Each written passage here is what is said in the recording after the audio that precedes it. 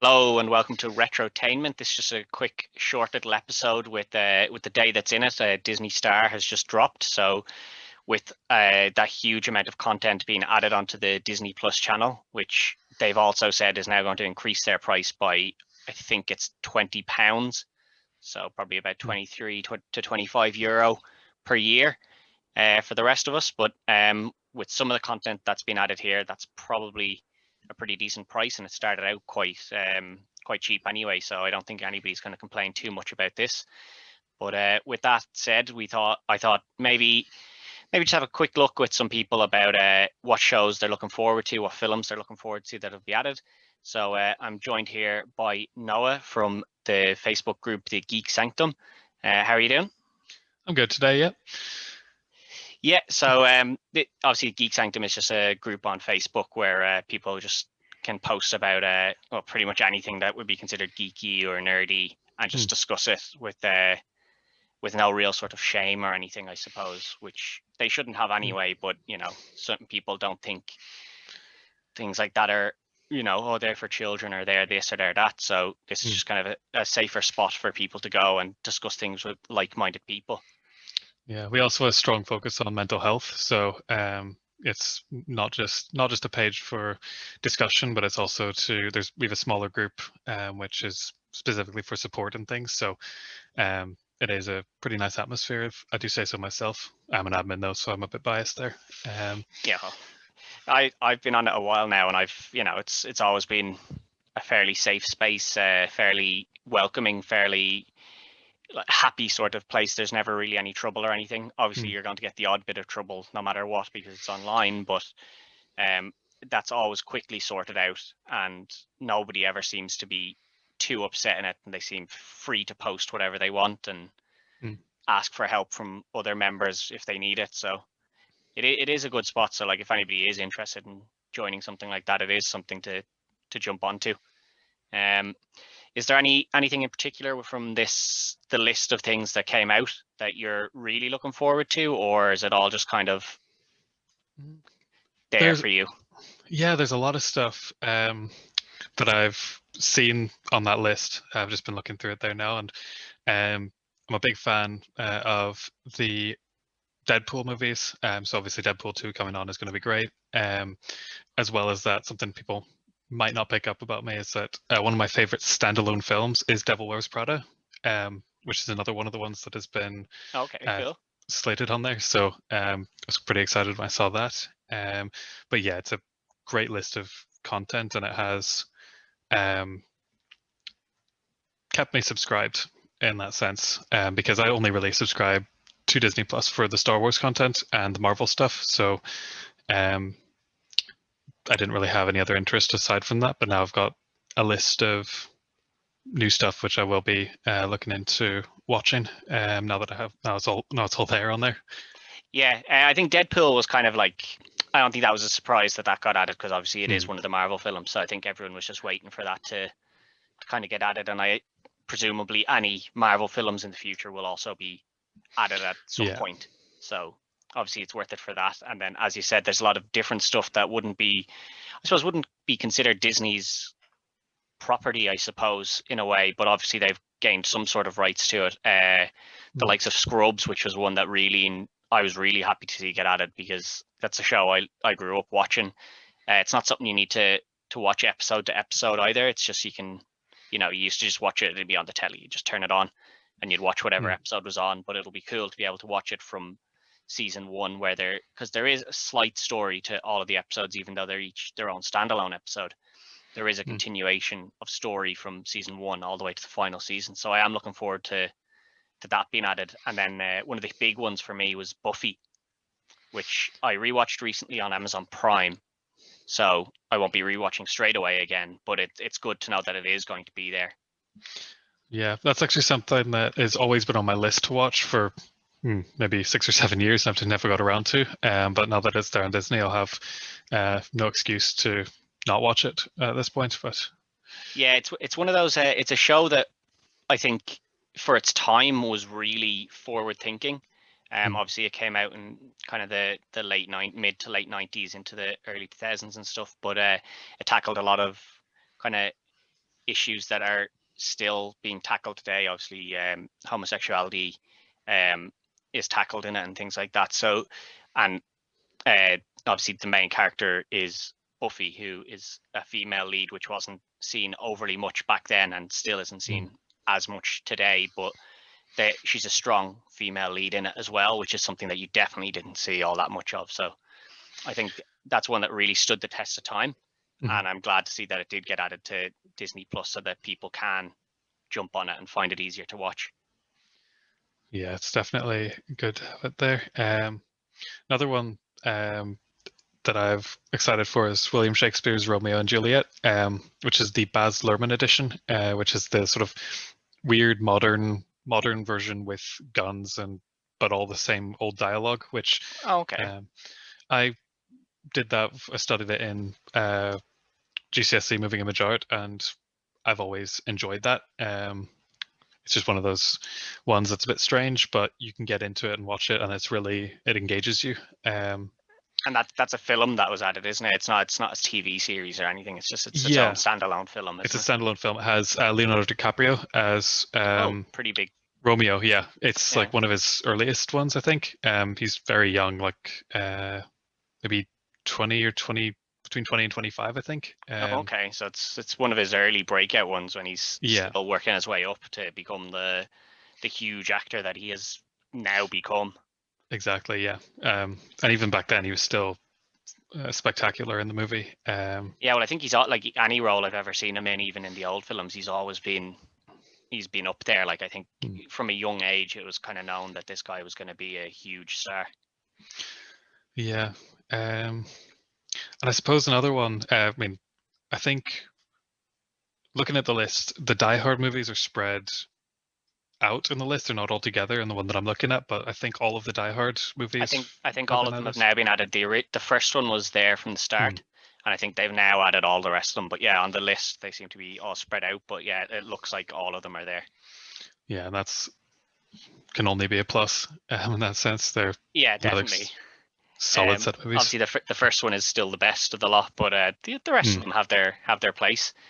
The X-Files is one that was added, which was I didn't even know there was X-File films, but apparently there's two. So I'll have to check them out. But the show is also added, and I remember that being one of the biggest shows when I was a kid. Obviously, it just looks into extraterrestrial activity and things like that. But it was always like I enjoyed it back then. I'd say it doesn't really stand up too much now in terms of the graphics and the things that were used to make things look like aliens, but I'm sure there'll still be some nostalgia there for me to watch it. Yeah, it's something I've seen an episode here and there, but I've never actually got into watching it all at once or watching it through. But no, it's definitely good that it's there. Apart from that, there are just a lot of movies which I've never heard of before. Just running through that list. So it'll be interesting to go through and see. Yeah, the likes of Good Morning Vietnam got added, which is one that I was kind of a little bit surprised about, because although I do love that film, it doesn't really seem like a Disney sort of thing to have, because it's based on the Vietnam War, but it's a comedy in the sense of the Vietnam War with Robin Williams. So I suppose maybe that's why they were willing to take on that one. There's also like Con Air is there, which is a classic, and Super Troopers, which if anyone hasn't seen, has the meow scene where a police officer has to say meow to someone that he's pulled over countless X amount of times without the other guy catching on. And it's a really good scene, but like it's just a comedy, and that's the kind of stupid comedy it is, where he's like, now you listen to me now, meow, instead of now, so he puts meow in. But that's the kind of comedy that it is. So it's good to see something like that get added, because I enjoyed that when I was younger. So yeah, it's another one I haven't actually seen. Just looking through this list, there's a lot that I haven't seen here. Yeah, I think I've only seen certain bits of it. Like the likes of Prison Break got added, which is actually a huge get for them. Because that was one of the biggest. Sons of Anarchy as well, I believe, has also gotten added. So those are two huge shows from the last couple of years. So those are big gets for Disney. You've obviously got some other comedies like How I Met Your Mother, the Cleveland Show, which the Cleveland Show wasn't really all that good. American Dad, Family Guy. Family Guy was huge at one point, so Yeah, it's that was a sad big that it's get there for gone them. down. Yeah, it's gone downhill a bit, in my opinion, towards as it's gone on. It just seems I think that like always it's kind of happens though. Like The Simpsons, the same. The Simpsons was really funny at one point and then went quite downhill, which Disney obviously already have on there as well. So I suppose you can just watch up as far as you like, and then when it stops being funny to you, you can just turn it off and move on to the next. Really. yeah, and it's good that it's there. Another one there. But yeah, I mean, we've got the Independence Day movies coming on there as well. Yeah. Borat, obviously, which probably means that Borat 2 will eventually be added since they've got the first one. They'll probably end up with the rights to the second one somewhere along the way. Yeah. Yeah, there's It's a huge list. Like it's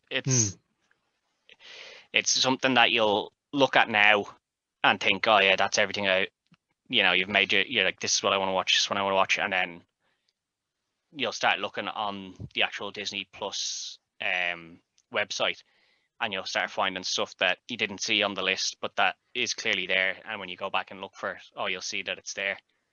So there is a lot, like, and it's a good idea, I suppose, from them to not stagger it. I suppose they've staggered stuff over time where they've released their own series, the likes of WandaVision and things like that, which they'll obviously continue to do. And I've seen recently that they've acquired the rights from Netflix now for Punisher. So presumably that'll move over, and hopefully they'll keep the same style as the Netflix version. So they'll get the first 2 seasons of Punisher brought over, and then we'll get our season 3, because I think that's one of the best shows that's ever been produced, especially from Netflix anyway. Yeah, it's another one that I have had on the list since it was on the air the first time around, and I've just never watched it. But now that it's there, and well, it's not there yet, yeah. but I've heard I was reading somewhere that they did manage to procure the rights, and presumably they'll keep on the writers and stuff because they already know what the progression of the storyline there should be. So yeah, I've actually seen a lot of the visual effects from that show. There's a YouTube channel called Corridor Crew, which I've watched, and they've broken down a lot of the stunts and the VFX, and they say that it's one of the better TV shows that they've broken down in terms of what can come out of Netflix, because it is just very good. So it's definitely something I want to watch. Yeah, no, it's definitely it's one of the best shows from Netflix, and hopefully that'll get moved over in whatever they've obviously called this one Star. Presumably they'll call the next one something else when they add a load of stuff, or maybe this is just a one-off thing where they're going to add loads of stuff in one big swoop, and that from here on in it'll be small increments here and there. But I still think it's a decent price overall, for considering how much they've added in now. So the extra 25 quid or whatever it is for the year, I mean, it's still a fine price. It obviously might put some people off, but I suppose it's a subscription, so you could pay for the year or you can pay per month. Yeah, and it's $59.99 I think now. So that's, like, divide that over 12, and it's still cheaper than Netflix and Prime, I think. So and with that list of content there, you have a lot to watch. That was one of the things that almost put me off Disney Plus, was the fact that there was all the Disney properties, which is great, but I'm not someone who would sit down and watch the like animated Disney movies that much. Okay, yeah. I do enjoy them, and they are good, but they're not sort of the things that I would use to watch. But like this list here has added a lot for people to watch, and I think it'll bring more people towards Disney Plus. In terms of I think so, because I think a lot of people, like, I signed up to Disney Plus based on the fact that some stuff I wanted was going to be on it. Films like The Mighty Ducks and things like that were going to be on it, which were huge favorites of mine. Then The Simpsons was going to be on it. Obviously, all of Marvel was going to be on it, which was a huge selling point to me. And then Star Wars was obviously brought in as well, so like there was a lot of selling points for me there. So I knew I was buying it. But I can see why a lot of people who, if they're not into Marvel or if they're not into Star Wars, would kind of be hesitant, because the old Disney films, as good as they are, a lot of people aren't hugely into them. And if they are, a lot of people are into the first ones, so like Lion King. People Yeah. like the first Lion King, and they don't really care for the rest of the Lion King stuff. Mm. So I think Disney made a smart play in not releasing the Disney Plus until they'd taken over the likes of Star Wars, the likes of, or well, Lucasfilms, I suppose it was before that, until they'd bought that, until they got into working with Marvel and kind of taking over there. So I think they were smart, and I think that this is another smart move from them to just kind of add these shows that aren't like, none of these are really Disney stuff, except Deadpool, obviously, which is Marvel. But the rest of this, I don't think, is particularly Disney stuff. It's just it's obviously stuff they've managed to get their hands on, and they've noticed like these shows, like the likes of Sons of Anarchy, has a huge following, and they've managed to get a hold of that. So that'll draw some people in. Definitely, yeah. And then obviously there's some Bones, which is kind of like a crime scene, crime drama sort of thing.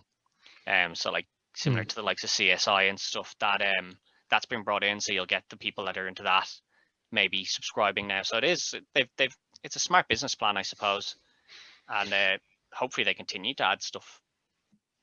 Yeah, it seems like now that I'm looking at this, I'm seeing a lot of Fox properties, which maybe means that they got it's stuff that they've had since the Fox buyout, when they got the rights to X-Men and things back. Okay, yeah. But that would be where they got Deadpool 2, I'm pretty sure, was originally Fox, because they had that scene where Quicksilver shut the doors on him in that movie where they showed the X-Men. So yeah, well, they've obviously, as you said, they've now got that deal with Fox, which is obviously why we see Quicksilver brought into WandaVision in the X-Men version of Quicksilver rather than the Marvel one. So they've obviously, like, there is going to be some sort of crossover there. So presumably X-Men will now be, like, they haven't added X-Men here, so presumably that'll eventually be getting added, because it looks like the multiverse has now been opened. So X-Men and Marvel are going to start crossing over. So once that happens, you can only assume that the likes of the other X-Men films will be brought over, which will only be another benefit, I think, to the whole Disney Channel. Yeah, it could depend, because I've read a lot of stuff saying that they're going to completely reboot the X-Men stuff with new actors and things. I'd be happy enough with that. Which, yeah, I mean, it's one of those. Maybe they'll add the movies, but they'll be like their own separate thing where. Yeah, well, I think, that's kind of something that always happens when they feel something's run its course. They'll just, like, Hugh Jackman's pretty much said he's not coming back. Yeah. So if you're gonna do the X-Men, you kind of have to have Wolverine at some point. And if you can't get Hugh Jackman, you're just gonna have to recast him. A tough recast now. I don't know who they're gonna get, and if anyone's gonna be able to fill those shoes from him. But I look forward to seeing that. So I do look forward to more stuff being added. But I'm delighted to see some of the stuff that did get added here. It gives me a chance to watch some of it back, and then obviously in the future there'll be new stuff that I've never seen that I'll be able to watch from here. So I'm really happy with that. Thanks very much for coming on and discussing what you're looking forward to and stuff as well. Is there anything you'd like to kind of plug or anything before you head off? Only just come take a look at the Geek Sanctum if it's something that you thought you'd be interested in. We have the Facebook page and social media, Instagram and things as well, but just find us on Facebook. Yeah, perfect. And then obviously if you don't like it in the end, you can always just leave. It's not that big a deal. Exactly. But no one's going to force you to. Yeah, exactly. No one's forcing you to be there. But thanks for that. Thank you and good luck. Well, it's time for that part of the show that you all love, the advertisements for our sponsors. I know. None of us really like listening to these, but the truth is that we wouldn't be able to bring you this content without them. So let's just get down to it. First off, Wrestling Mania, the top floor of Stephen's Green Shopping Centre. Really good shop for all of your wrestling needs, whether that's DVDs, title belts, pop figurines, other collectibles, t-shirts, and if you like boxing and MMA, he has stuff there for you too. If he doesn't have something that you want, you can ask him. He'll order it in. No problems. Really nice guy, the owner of this shop. So get on down to Wrestling Mania on the top floor of Stephen's Green Shopping Centre. Oh, what's that? A pandemic? Well, that doesn't mean he's closed. Catch him on Facebook. Just send him a message. He'll sort you out. No problems asked. And our other sponsor, Peter Hart Graphics. Now, this guy has done most of, if not all of the graphics for the Dynamos Podcast Network. Really good stuff, guys. Seriously, this is top quality stuff, and he doesn't charge a bomb for it, which is the greatest part. If you need any sort of graphic designed, it's peterhartgraphics@gmail.com. That's Peter, Peter, Hart, Harte, graphics, graphics@gmail.com. This guy is the easiest person I've ever worked with when it comes to making a graphic. You give him your ideas, he'll come back with something similar to what you wanted. And then if it might be exactly what you want, and if it's not, he is so open to criticism and tweaks, and he'll be back to you as soon as you give him what you want updated on that. This is easy stuff to get done. But actually, if you try to do it yourself, you'd realize just how difficult it is to make it look smooth and clean. Not a problem with Peter Hart Graphics. Check out his stuff on his Facebook page, Peter Hart Graphics.